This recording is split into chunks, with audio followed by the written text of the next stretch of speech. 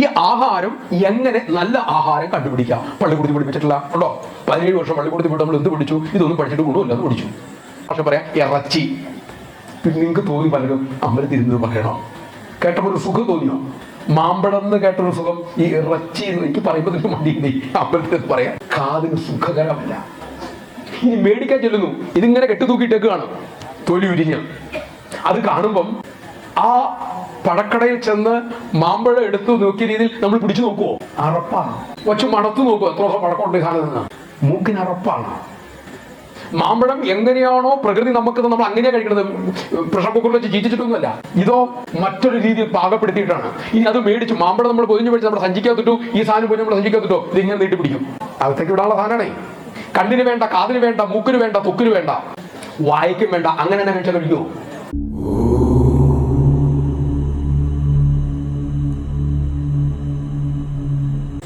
ശ്വേതകേതു പഠിക്കാൻ പോയി 12-ാം വയസ്സിൽ. ചാന്തോക്യോപനിഷത്താണ്. 12 വർഷം പഠനം കഴിഞ്ഞ് പയ്യൻ തിരിച്ചെത്തി. 24 വയസ്സ്, 23, 24 വയസ്സായി. വന്ന് കാലുമേ കാലും കയറ്റിച്ച് തിണ്ണയിൽ ഇങ്ങനെ ഇരിക്കുകയാണ്. അച്ഛൻ വന്നു. മകനെ ഇങ്ങനെ നോക്കി. കണ്ടപ്പോഴേ അച്ഛന് മനസ്സിലായി എന്താ ഇവൻ 12 വർഷം പള്ളിക്കൂടത്തിൽ പോയിട്ടുള്ളൂ, പഠിച്ചിട്ടില്ല. പഠിക്കേണ്ടത് പഠിച്ചിട്ടില്ല. പഠിത്തത്തിന്റെ ലക്ഷണം എന്താ? വിദ്യാ ദദാതി വിനയം. പഠിച്ചവന്റെ ലക്ഷണം വിനയമാണ്, കാരുണ്യമാണ്, സ്നേഹമാണ്. അപ്പൊ അച്ഛൻ ചോദിച്ചു, മക്കളെ നീ എല്ലാം പഠിച്ചോ? എല്ലാം പഠിച്ചു. മുഴുവനും പഠിച്ചോ? ഉവ്വ.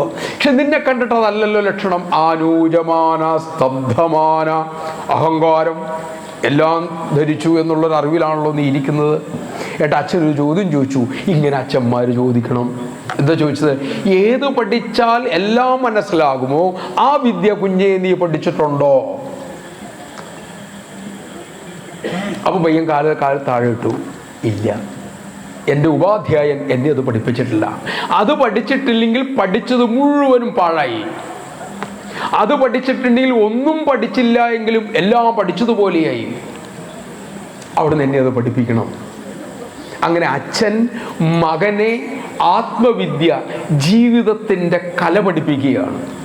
ഇപ്പോൾ സ്വാഭാവികം ഇതൊക്കെ പഠിച്ചിട്ട് എന്താ IT മേഖലയിൽ പ്രയോജനമുണ്ടോ? ഇല്ല, ഇപ്പം IT മേഖലയ്ക്കല്ലേ കുട്ടികൾ പോണേ. കമ്പ്യൂട്ടർ മേഖലയിൽ പ്രയോജനമുണ്ടോ? മോഡേൺ ഇതിൽ പ്രയോജനമുണ്ടോ? ഒരൊറ്റ കാര്യമുള്ളൂ. ഒരു കെട്ടിടം പണിയാൻ നമുക്ക് അടിസ്ഥാനപരമായി വേണ്ടത് ഇഷ്ടികയും സിമെൻറ്റുമാണ്. മണലും കമ്പിയൊക്കെ നിൽക്കട്ടെ, അടിസ്ഥാനപരമായിട്ട് ഇഷ്ടികയും വേണം, സിമെൻറ്റും വേണം. വേണ്ടേ? ഇഷ്ടികയുടെ ജോലി എന്താ? കെട്ടിടത്തിൻ്റെ വലിപ്പവും പൊക്കവും നിശ്ചയിക്കലാണ്. ഇഷ്ടിക ഇഷ്ടം പോലെ ഉണ്ടെങ്കിൽ വലിപ്പത്തിൽ കെട്ടാം, പൊക്കത്തിൽ കെട്ടി പോവാം. സിമെൻറ്റിൻ്റെ ജോലി എന്താ? പറയൂ, എന്താ? ഇത് ഉറപ്പിക്കലാണ് സിമെൻറ്റിൻ്റെ ജോലി. വേറെ ഒരു ജോലിയും കൂടെ സിമെൻറ്റിനുണ്ട്, പറയാമോ?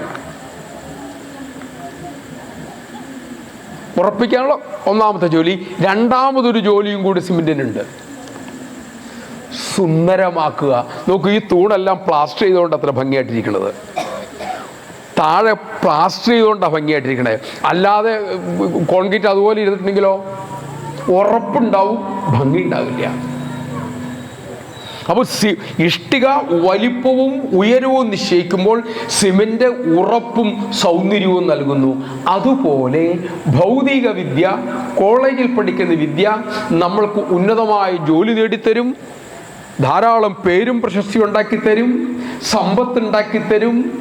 പക്ഷെ അതിനുള്ള ആ ജീവിതത്തിൻ്റെ സൗന്ദര്യവും ഉറപ്പും തരുന്നത് ആധ്യാത്മികവിദ്യയാണ്.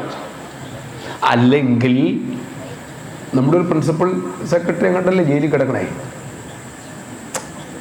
കഴിഞ്ഞ് പഠിപ്പില്ലാത്തതുകൊണ്ടാണോ? അറിവില്ലാത്തതുകൊണ്ടാണോ? IAS കിട്ടിയ അന്ന് ആ അച്ഛൻ എത്ര പേർക്ക് മിഠായി മേടിച്ചു കൊടുത്തിട്ടുണ്ടാവും, ലഡു മേടിച്ചു കൊടുത്തിട്ടുണ്ടാവും. ഇന്ന് ആ അച്ഛനുണ്ടെങ്കിൽ അദ്ദേഹത്തിൻ്റെ മക്കൾക്ക് അദ്ദേഹത്തിൻ്റെ പേര് പറയാൻ പറ്റുമോ? എന്തിൻ്റെ കുറവാ? ധാർമ്മികതയുടെ കുറവ് അല്ലേ?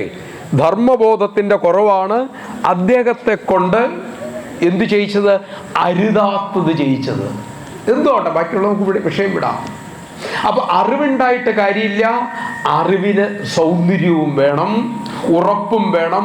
അതിന് കിട്ടേണ്ടതാണ് ആധ്യാത്മികത, സിമിന്റിന്റെ ജോലി, ഉറപ്പും സൗന്ദര്യവും. ശ്വേതകേതു വന്നിട്ട് ചോദിച്ചു, അച്ഛൻ ചോദിച്ചു, നീ അത് പഠിച്ചോ? ഇല്ല. അങ്ങനെ അച്ഛൻ പഠിപ്പിക്കാൻ തുടങ്ങുവാണ്. ആദ്യം ഈശ്വരനെ കുറിച്ച് പഠിപ്പിച്ചു. കാണാത്തതിനെ എങ്ങനെ കാണുമെന്ന് കുട്ടിക്ക് സംശയം. അച്ഛൻ പറഞ്ഞു, നീ ഒരു ആലിൻ്റെ കായ് എടുത്തുകൊണ്ട് വരൂ. അതിനെ ആലിങ്കുരു കൊണ്ടുവന്നു. അത് തുറക്കാൻ പറഞ്ഞു. ആലിങ്കുരു പൊട്ടിച്ചു. ആലിഞ്ചക്ക അങ്ങനെയല്ലേ പറയുക? ആൽവൃക്ഷത്തിൻ്റെ അല്ലേ? എന്തായാലും പറയാ, എന്തെങ്കിലും അവിടെ കിട്ടി. അത് പൊളിച്ചു. അപ്പോൾ അതിൻ്റെ അകത്ത് ചക്കയ്ക്കകത്ത് ഇരിക്കണ പോലെ കൊച്ചു കൊച്ച് കുരുക്കളുണ്ട്. അതിൻ്റെ എന്തിട്ട് കുരുണ്ട്. അതും പൊട്ടിക്കൂ. അതും പൊട്ടിച്ചു. നോക്കിയപ്പോൾ ചെറിയ കടുകുമണിയിലുള്ള ഇത്, അതും പൊട്ടിക്കൂ എന്ന് പറഞ്ഞു. അതും മുറിച്ചു. ഇനി അതിൻ്റെ അകത്ത് എന്തുണ്ട്? കുട്ടി പറഞ്ഞു, അച്ഛാ ഇതിൻ്റെ അകത്ത് യാതൊന്നുമില്ല. തെറ്റി മക്കളെ, അതിനകത്ത് ഒരു ആൽവൃക്ഷം ഉറങ്ങിക്കിടപ്പുണ്ട്. അല്ലേ? ചക്കക്കുരുവിൻ്റെ അകത്ത് എന്താ കിടക്കുന്നത്? ഒരു പ്ലാവ് ഉറങ്ങിക്കിടപ്പുണ്ട്. മാങ്ങേണ്ടിയിൽ എന്ത് കിടപ്പുണ്ട്? ഉപനിഷത്താണിത്. മാങ്ങേണ്ടിയിൽ എന്ത് കിടപ്പുണ്ട്? ഒരു മാവ് ഉറങ്ങിക്കിടപ്പുണ്ട്. അനുകൂലമായ സാഹചര്യം വരുമ്പോൾ ആ ആലിങ്കുരു വലിയൊരു ആൽവൃക്ഷമായി ശോഭിക്കും. അതുപോലെ പ്രപഞ്ചം ഈശ്വരനാകുന്ന ചെറിയ ഏറ്റവും പരമാണുവിൽ നിന്നാണ് ഇത് മുഴുവനും വിടർന്ന് പടർന്ന് നിൽക്കുന്നത്. ഈശ്വരനോട് കാണിച്ചു കൊടുക്കുക. പിന്നീട് ഒരു കുറച്ച് വെള്ളം കൊണ്ടുവരൂ, അതിൻ്റെ അകത്ത് കുറച്ച് ഉപ്പിടൂ. ഇപ്പം ഉപ്പ് എവിടെ? ഉപ്പ് ഇതിൻ്റെ അകത്തില്ല. നീ അങ്ങനെ പറയുന്നത്. രുചിച്ചു നോക്കൂ, രുചിച്ചു എടുത്ത് രുചിച്ചു നോക്കൂ, വശങ്ങളിൽ നിന്ന് എടുത്ത് രുചിച്ചു നോക്കൂ, എല്ലായിടത്തും ഉപ്പിൻ്റെ രസം. അപ്പൊ ചോദിച്ചു, ഇപ്പോൾ ഉപ്പ് എവിടെയുണ്ട്? വെള്ളത്തിലുണ്ട്. അതുപോലെ ഈശ്വരൻ ഈ പ്രപഞ്ചം മുഴുവനും നേരിട്ട് കാണാതെ അതേസമയം ഇതിൻ്റെ അകത്തിൽ അലിഞ്ഞ് ലയിച്ച് അനുഭവപ്പെടുന്ന വിധത്തിൽ നിറഞ്ഞു നിൽക്കുകയാണ് ഇതിൻ്റെ അകത്ത്. ഏതുപോലെ? ഉപ്പ് വെള്ളത്തിൽ ഉപ്പ് ലയിച്ചിരിക്കുന്നത് പോലെ, പാലിൽ വെണ്ണ ലയിച്ചിരിക്കുന്നത് പോലെ. നീനും വളരെ പ്രധാനപ്പെട്ട ഒരു ഘട്ടത്തിലേക്ക് വരികയാണ്. അച്ഛൻ പറഞ്ഞു, നീ ഇന്ന് മുതൽ 15 ദിവസത്തേക്ക് ശാപ്പാട് കഴിക്കണ്ട, വെള്ളം കുടിച്ചോളൂ. നമ്മളെങ്ങാനും പറഞ്ഞ അന്ന് അച്ഛനായിട്ടുള്ള പരിപാടി നിർത്തൂല്ലേ? 15 ദിവസം കഴിയുമ്പോൾ വന്നു, പഠിച്ചതൊക്കെ ഒന്ന് ചൊല്ലൂ. കുട്ടിക്കൊന്നും ഓർമ്മയില്ല. എന്തു പറ്റി? ഒന്നും ഓർക്കുന്നില്ല. 15 ദിവസമാണേ. ശാപ്പാട് കഴിച്ചിട്ടില്ല, വെള്ളം കുടിച്ചിട്ടുണ്ടോ? നീ പോയി ഭക്ഷണം കഴിച്ച് വിശ്രമിച്ചിട്ട് വരും. ക്ലിനിക്കൽ ലാബട്രിക്കൽ പ്രൂഫ്. പാലക്കാടിനായിരുന്നു നിർമ്മലാനന്ദ സ്വാമിയുടെ വാക്കാണ്. ക്ലിനിക്കൽ ലാബട്രിക്കൽ പ്രൂഫ് കൊടുക്കുകയാണ് മനസ്സെന്ത് എന്നുള്ളതിൻ്റെ. ഉപനിഷത്ത് കാണിക്കുന്ന ക്ലിനിക്കൽ ലാബട്രിക്കൽ പ്രൂഫ്. എൻ്റെ വാക്കല്ല, നിർമ്മലാനന്ദ സ്വാമിയുടെ സമാധിയായ ദേവം.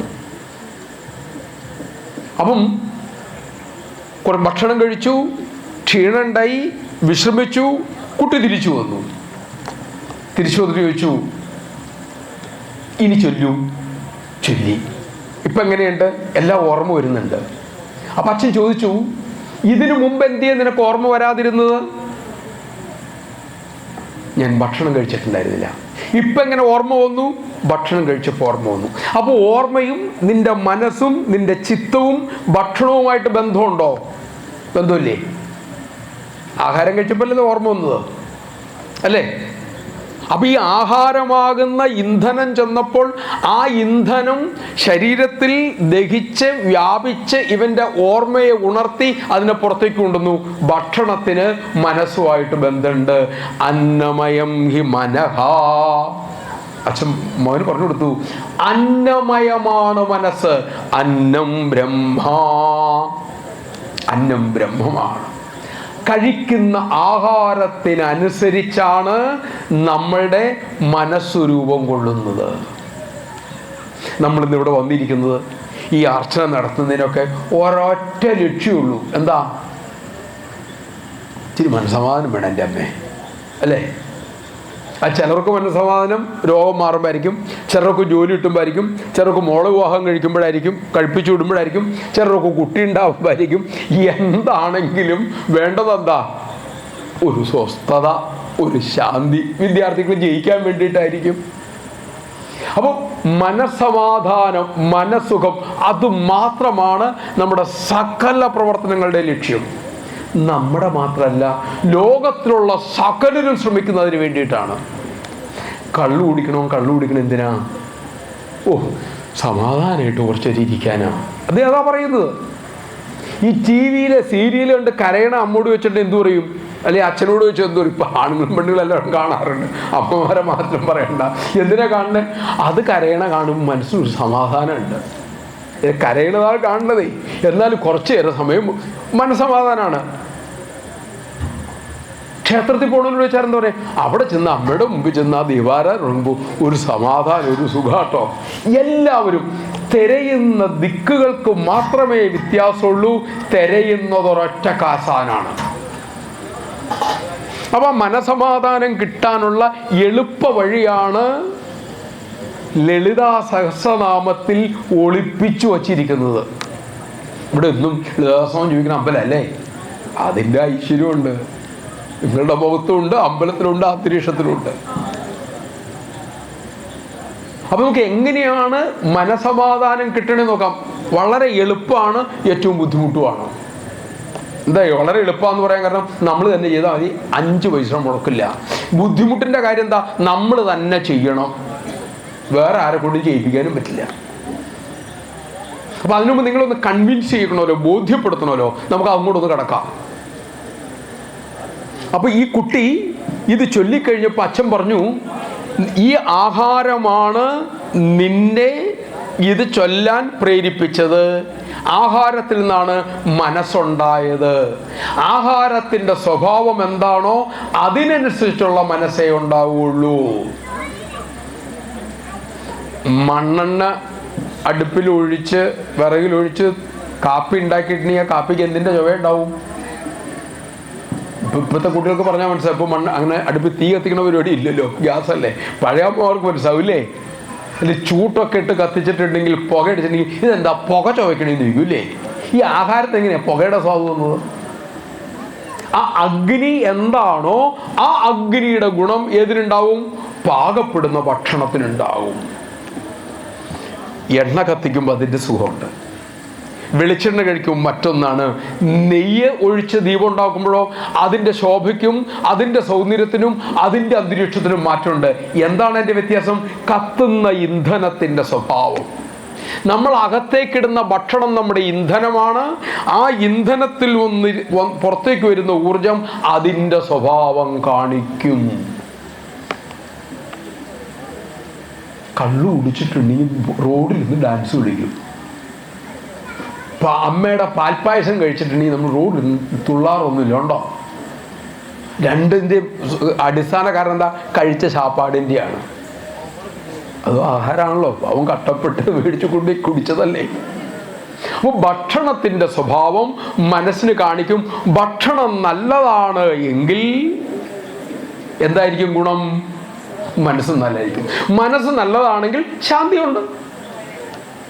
അങ്ങനെയാണ് എന്തു ഭക്ഷണം കഴിക്കണം? ഇവിടെ അടിസ്ഥാനം നമ്മുടെ ഈശ്വരന്മാർ മുഴുവൻ ശാപ്പാട്ട് വീരന്മാർ. അറിയാമോ നമുക്ക്?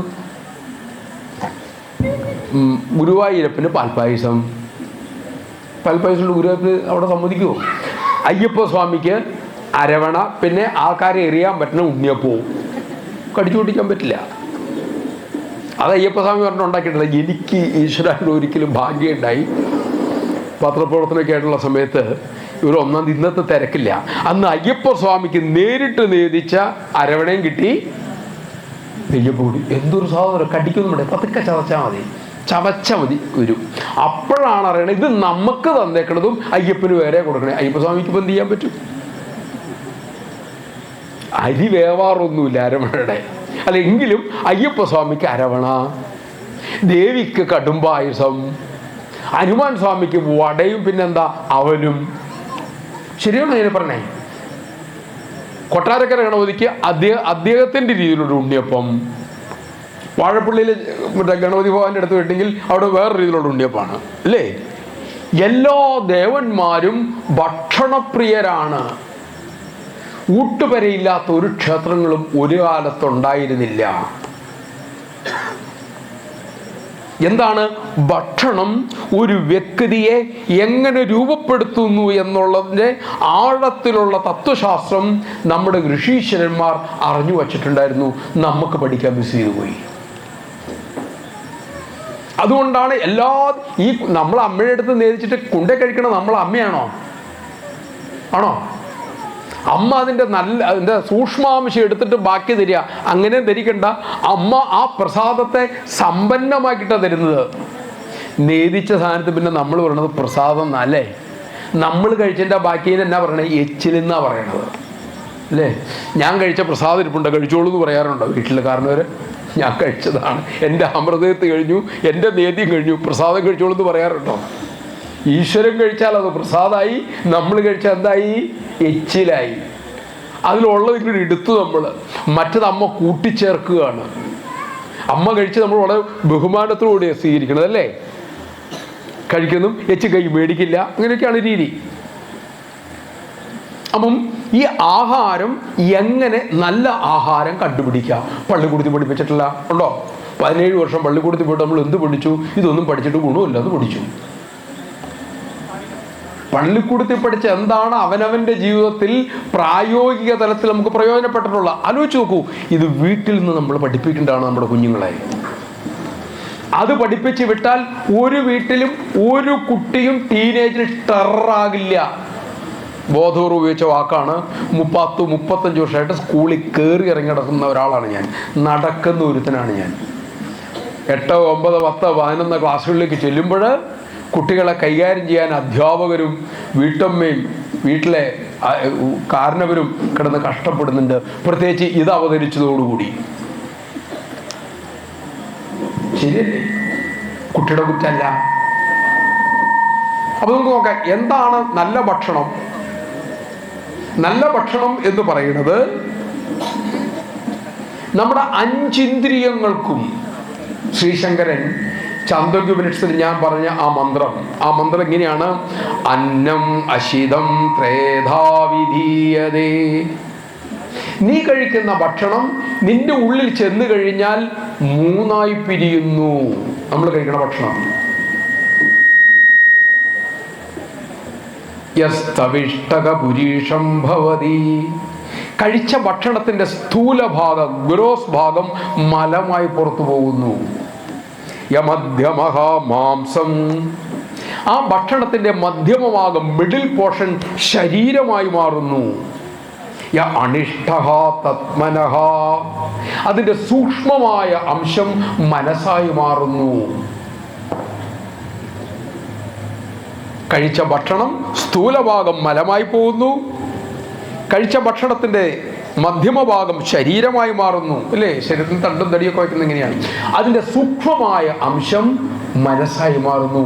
ശ്രീശങ്കരൻ പറയും 5 രീതിയിലാണ് നമ്മൾ ഭക്ഷണം എടുക്കുന്നത്. 5 അവയവങ്ങളിലൂടെ: കണ്ണിലൂടെ, കാതിലൂടെ, ത്വക്കിലൂടെ, മനസ്സിലൂടെ, വായിലൂടെ. കണ്ണിക്കൂടെ കാഴ്ച എന്ന ആഹാരം, ചെവിയിലൂടെ ശബ്ദം എന്ന ആഹാരം, മൂക്കിലൂടെ ഗന്ധം എന്ന ആഹാരം, വായിലൂടെ ഭക്ഷണം എന്ന ആഹാരം, ത്വക്കിലൂടെ സ്പർശനത്തിലൂടെ അനുഭവമാകുന്ന ആ വസ്തു. ഇത്രയും സാധനം നമ്മുടെ ഉള്ളിൽ ചെല്ലുന്നുണ്ട്. അതാണ് മനസ്സുണ്ടാക്കുന്നത്. ഒരു ചെറിയ എക്സാമ്പിൾ പറഞ്ഞാൽ നിങ്ങൾക്ക് ഈ ഉപനിഷത്തിലെ അത് പെട്ടെന്ന് മനസ്സിലാവും. എല്ലായിടത്തും പറയാറുള്ള ഉദാഹരണമാണ്. ഇപ്പോൾ നമ്മളിവിടെ സമീപത്തോടെങ്കിലും പള്ളി ഉണ്ടാവും അല്ലേ? പള്ളി ഉണ്ടാവില്ലേ? അടുത്തങ്ങ് പള്ളി, മോസ്കോ ക്രിസ്ത്യൻ പള്ളി ഉണ്ടാവില്ലേ? നമ്മുടെ ക്ഷേത്ര ഇതിൽ നിന്നും വ്യത്യസ്തമാണ്. അവരുടെ ആ ദേവാലയത്തിൽ കൂടി ചേർന്നതിനാണ് സെമിത്തേരി ഉള്ളത്, ശവക്കുഴിയുള്ളത് അല്ലേ? പള്ളിക്കകത്ത് തന്നെയാണ് ഉള്ളത്. ഇനി ഒന്ന് സങ്കല്പിക്കുക. നമ്മൾ പോകുന്ന റോഡിൽ ഒരു പള്ളിയുണ്ട്. ആ പള്ളിയോട് ഒരു സെമിത്തേരി ഉണ്ട്. സെമിത്തേരിക്ക് ചുറ്റും സെമിത്തേരിയുടെ ഭിത്തിയുണ്ട്, മതിലുണ്ട്.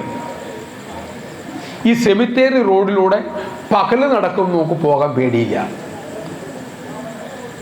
സ്കൂളിലൊക്കെ ചോദിക്കാൻ എല്ലാവരും ഒരേ ഉത്തരം പറയാറ്. മുതിർന്നിരുമ്പോൾ ഉത്തരം പറയാൻ മടി വരും. കുട്ടികളാണെങ്കിൽ ഉറക്കെ പറയും. അതേ റോഡിലൂടെ വെള്ളിയാഴ്ച ദിവസം അർദ്ധരാത്രി ഒറ്റയ്ക്ക് പോവോ? ഇല്ല. എന്തുകൊണ്ട് പോവില്ല? പേടി അല്ലേ? ആണോ? എന്തിനാ പേടി? പ്രേതത്തെ. ആരെങ്കിലും കണ്ടിട്ടുണ്ടോ? ഉണ്ടോ? ഇല്ല. ഈ ആശയം ഉള്ളിൽ കയറാൻ വേണ്ടിയിട്ടാണ് ഞാൻ ചോദിക്കുന്നത്. പ്രേതം ഏത് തരമുള്ള സാരി ഉടുക്കാറ്? വെള്ള. മുടി അഴിച്ചിട്ടുണ്ടാവും. കാലില് കൊലുസോ നൂപുരം എന്താ വെച്ചാൽ അത്. പാലപൂത്ത് മണം. ആകാശത്ത് പൂർണ്ണ ചിരിക്കുകയാണല്ലേ. ആൺപ്രേതം ഉണ്ടോ? പ്രേതത്തെ അറിയില്ല എന്ന് പറഞ്ഞ നിങ്ങൾ എല്ലാവരും പ്രേതത്തെ ക്ലിയർ ഡിസ്ക്രിപ്ഷൻ തന്നു കഴിഞ്ഞു. എവിടെ നിന്ന് കിട്ടി ഈ വിവരണം? TV, സിനിമ, കൂട്ടുകാര്, നോവല്.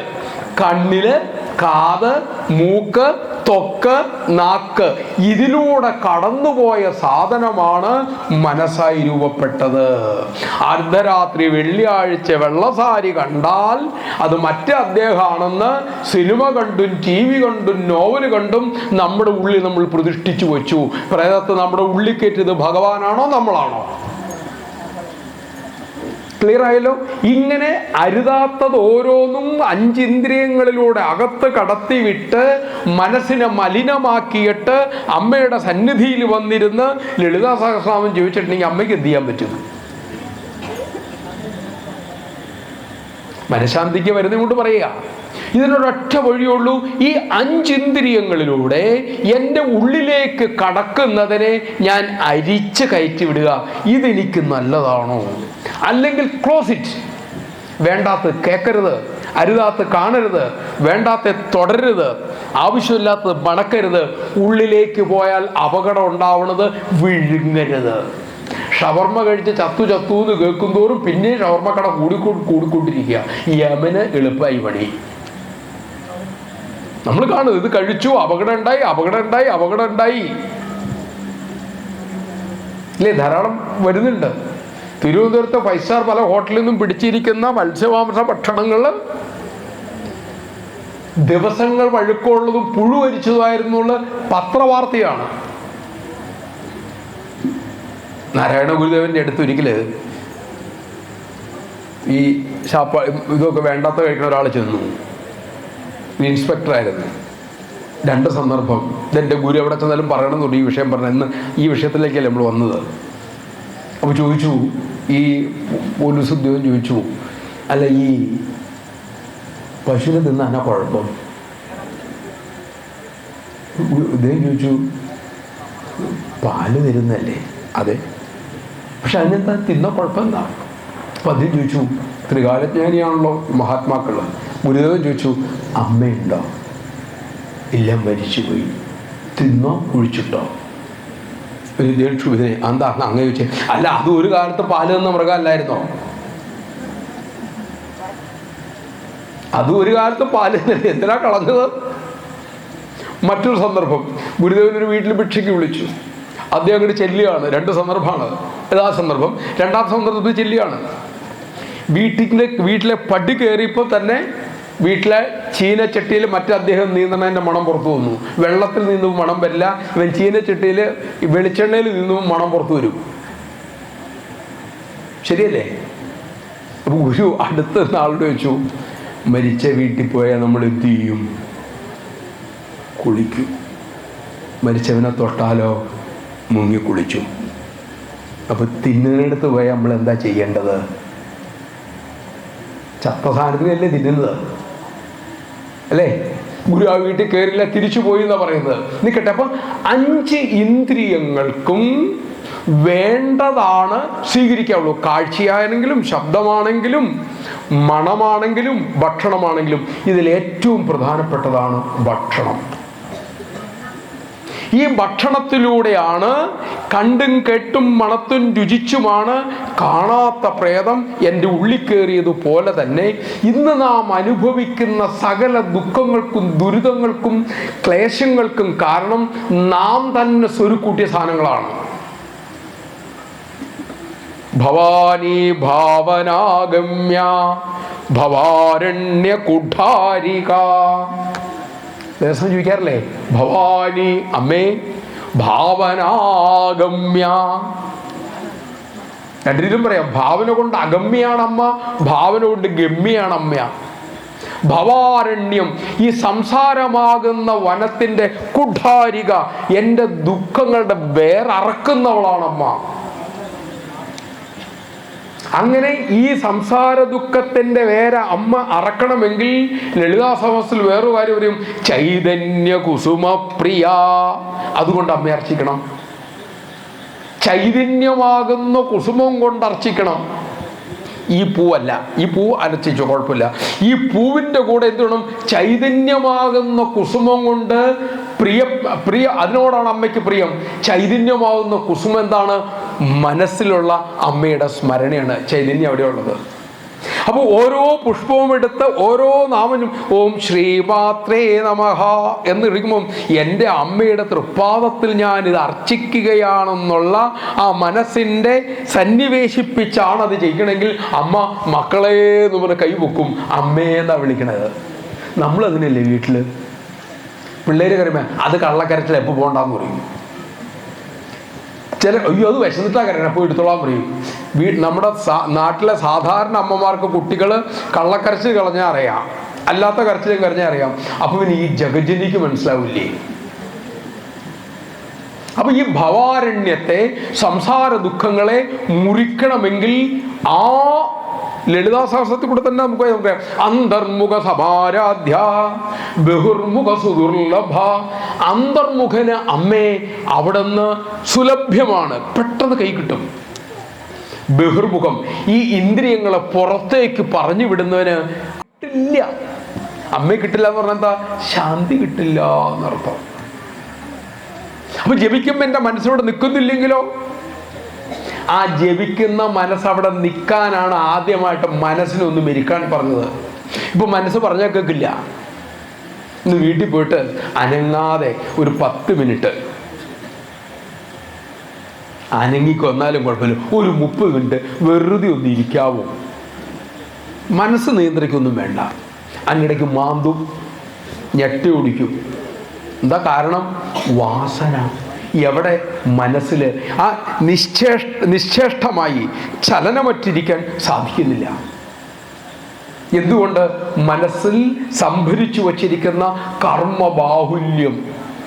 അത് കളയാനാണ് ഈ 5 ഇന്ദ്രിയങ്ങളെ ശുദ്ധമാക്കാൻ പറഞ്ഞത്. അപ്പൊ ഇങ്ങനെ ചമ്രം പിടിച്ചിരുന്നിട്ടുണ്ടെങ്കിൽ അമ്മയ്ക്ക് അപ്പുറം വന്നിരിക്കേണ്ട വരും. പണ്ട് ശ്രീകൃഷ്ണ ഭഗവാനെ പിറന്നാളിന് വിളിക്കാൻ ചെന്നു. അമ്മയും വെട്ടി ഇരിക്കുക എന്ന് പറഞ്ഞാൽ അവിടെ ഇരിക്കും. ശ്രീരാമകൃഷ്ണൻ പറയും, കാളി ഇരിക്കവിടെ, എൻ്റെ അവകാശം കെടുത്താ ഞാൻ നിന്റെ കുഞ്ഞാണ്. ഇത് പറയാനുള്ള സ്വാതന്ത്ര്യം, ഭക്തി അമ്മയുടെ അടുത്ത് നമുക്ക് വേണം. രാമകൃഷ്ണ പരമഹംസർ പറഞ്ഞാണ്. അങ്ങനെ തുറന്നു പറയണമെങ്കിൽ നമ്മുടെ ഉള്ളിൽ അത്ര ശുദ്ധത വേണം, എങ്കിലേ ആ ധൈര്യം കിട്ടുള്ളൂ. കുഞ്ഞിൻ്റെ ശാഠ്യം, സ്നേഹമുള്ള കുഞ്ഞിൻ്റെ ശാഠ്യം അമ്മയ്ക്ക് മധുരമാണ്. അഹങ്കാരിയുടെ ശാഠ്യം അമ്മയ്ക്ക് ദേഷ്യം വർദ്ധിപ്പിക്കുകയുള്ളൂ, അല്ലേ? അപ്പൊ നോക്കൂ, ഈ 5 ഇന്ദ്രിയങ്ങളിലൂടെ കഴിക്കുന്ന ആഹാരം ശുദ്ധമാക്കിയാൽ മനസ്സ് ശുദ്ധമാവും. അപ്പൊ 5 ഇന്ദ്രിയങ്ങൾക്ക് ഇഷ്ടപ്പെട്ട ഭക്ഷണം, നല്ല ഭക്ഷണം. ഒരു ഒരു ഒരു എന്താ ഒരു ബ്രോഡ് രീതി പറയാണ്, വിശാലമായ രീതി പറയാണ്. പിൻ പോയിന്റായിട്ട് പറയാൻ ബുദ്ധിമുട്ടാകുന്നുണ്ട്. കണ്ണിനും കാതിനും മൂക്കിനും ത്വക്കിനും നാക്കിനും ഇഷ്ടപ്പെട്ട ഭക്ഷണം നല്ല ഭക്ഷണം, നമുക്ക് പറ്റുന്ന ഭക്ഷണം. അല്ലാത്ത ഭക്ഷണം നമുക്ക് നല്ല ഭക്ഷണമല്ല. ഒരു ഉദാഹരണം പറയാം. മാമ്പഴം കേട്ടപ്പോൾ സുഖമല്ലേ തോന്നിയത്? അയ്യേ ഇതെന്താ പറഞ്ഞു തോന്നിയോ? നമ്മൾ മാമ്പഴം വാങ്ങാൻ കടയിൽ പോയി. ഇപ്പൊ ചെവിക്ക് കേട്ടപ്പോൾ ഒരു സുഖം കിട്ടി. കടയിൽ ചെന്നു, മാമ്പഴം കണ്ടു. ആദ്യം നമ്മൾ എന്താണ്? ഒന്ന് ഞെക്കി നോക്കും, പാകമായോ എന്നാണ്, അല്ലേ? ഞെങ്ങ് കൊണ്ടാൽ മനസ്സ് പറയും കറക്റ്റാണ്, എടുത്തോളൂ എന്ന് പറയും. അപ്പൊ ത്വക്കിനിഷ്ടായി. ഇനി നമ്മളെടുത്ത് അടുത്ത എന്താ കൊണ്ടുപോണത്? മണത്ത് നോക്കൂലേ? നല്ല മണം. അപ്പൊ കണ്ണിനിഷ്ടായി, കാതിനിഷ്ടായി, ത്വക്കിനിഷ്ടായി, മൂക്കിനിഷ്ടായി. 4 പേര് സർട്ടിഫിക്കറ്റ് ചെയ്തു. Good, take it. ഇനി ഒരൊറ്റ ആളുള്ള നാവ്, പിന്നെ മൂപ്പര് കഴിച്ചോളൂ. ഇനി ഇത് തന്നെ നോക്കുക. നമ്മളൊരു കടയിൽ മാംസം വാങ്ങാൻ ചെല്ലുന്നു. കുറച്ചുകൂടെ നല്ല ഭാഷ പറയാം, ഇറച്ചി. നിങ്ങൾക്ക് തോന്നി പലർക്കും അമ്പലത്തിരുന്നത് പറയണോ? കേട്ടപ്പോൾ ഒരു സുഖം തോന്നിയോ? മാമ്പഴം എന്ന് കേട്ടൊരു സുഖം ഈ ഇറച്ചി എന്ന് എനിക്ക് പറയുമ്പോൾ തന്നെ മടിയുണ്ട് അമ്പലത്തിലെന്ന് പറയാൻ. കാതിന് സുഖകരമല്ല. ഇനി മേടിക്കാൻ ചെല്ലുന്നു, ഇതിങ്ങനെ കെട്ടുതൂക്കിയിട്ടേക്കാണ്, തൊലി ഉരിഞ്ഞ്. അത് കാണുമ്പം ആ പഴക്കടയിൽ ചെന്ന് മാമ്പഴം എടുത്തു നോക്കിയ രീതിയിൽ നമ്മൾ പിടിച്ചു നോക്കുവോ? അറപ്പാണ്. വച്ച് മണത്ത് നോക്കുമോ എത്ര ദിവസം പഴക്കമുണ്ട് ഈ സാധനം നിന്ന്? മൂക്കിനറപ്പാണ്. മാമ്പഴം എങ്ങനെയാണോ പ്രകൃതി നമുക്ക് നമ്മൾ അങ്ങനെയാ കഴിക്കണത്. പ്രഷർ കുക്കറിൽ വെച്ച് ചീറ്റിച്ചിട്ടൊന്നുമല്ല.